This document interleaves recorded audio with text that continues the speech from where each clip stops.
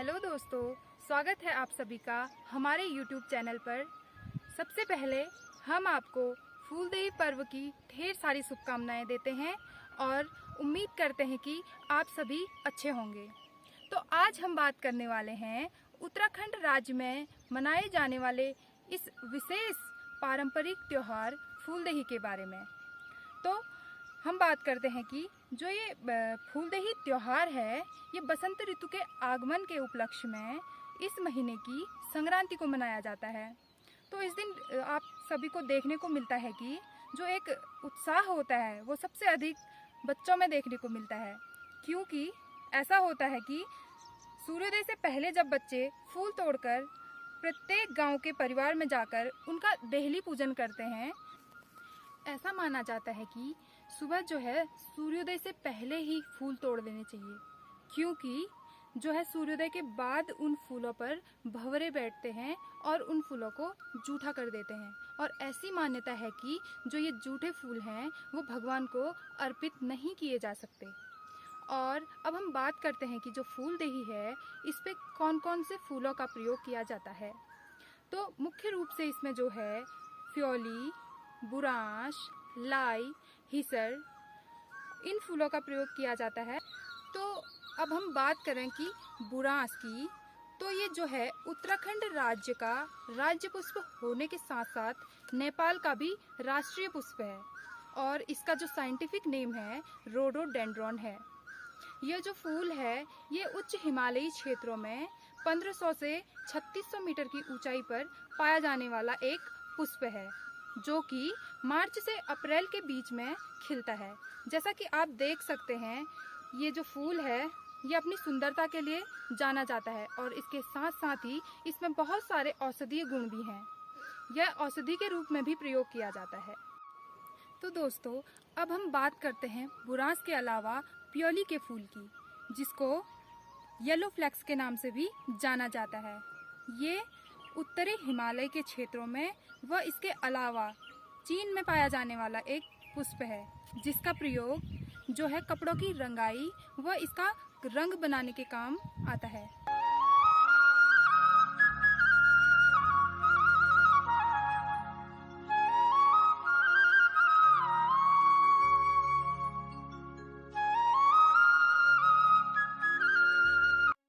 पौराणिक मान्यताओं के अनुसार सर्वप्रथम सतयुग में पुष्प की पूजा का महत्व का वर्णन मिलता है।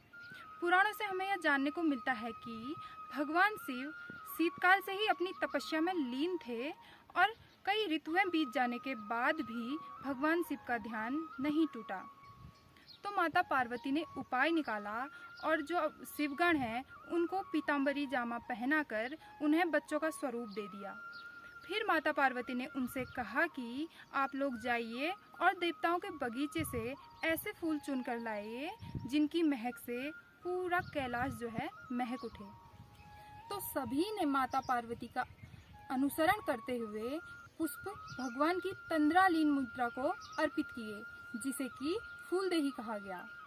और सभी गण जो हैं महादेव की तपस्या में बाधा डालने के लिए क्षमा मांगते हुए कहते हैं कि फूलदेही क्षमा देई, भर भकार तेरे द्वार आए। तो शिव का ध्यान टूटता है और बच्चों को देखकर उनका गुस्सा भी शांत हो जाता है और भगवान शिव भी खुशी से इस त्योहार में उन बच्चों के साथ शामिल होते हैं। तभी से पहाड़ों में इस त्योहार को बड़ी ही धूमधाम से मनाया जाने लगा, जिसका आरंभ तो बच्चे करते हैं, लेकिन इनका समापन जो है घर के बूढ़े बुजुर्ग उन्हें आशीर्वाद देकर करते हैं। इसके अलावा ऐसा माना जाता है कि जो पुष्प की कोमलता है उनके आधार पर इन्हें पार्वती तुल्य माना जाता है। इसलिए पुष्प सबसे ज्यादा जो लोकप्रिय हैं महिलाओं के लिए हैं। सतयुग से लेकर कलयुग तक आज भी महिलाएं जो हैं आभूषण के रूप में फूलों का प्रयोग करती हैं।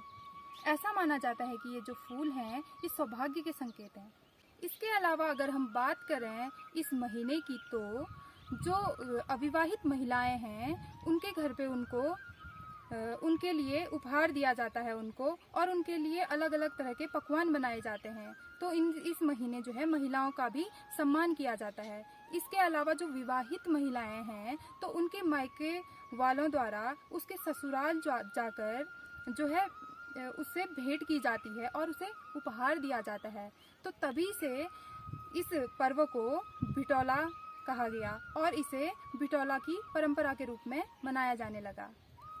तो दोस्तों, उम्मीद करते हैं कि आप सभी को हमारे द्वारा ये दी गई जानकारी पसंद आई होगी, और आगे भी हमारे इस चैनल के माध्यम से आप सभी तक हम जहाँ भी गए उस स्थान विशेष की जो कल्चर है वहाँ की फिजियोग्राफी है, वहाँ का ऐतिहासिक जो पृष्ठभूमि है उसके बारे में हम बात करेंगे, और आपको ये जानकारी हमारे चैनल के माध्यम से मिलती रहेगी।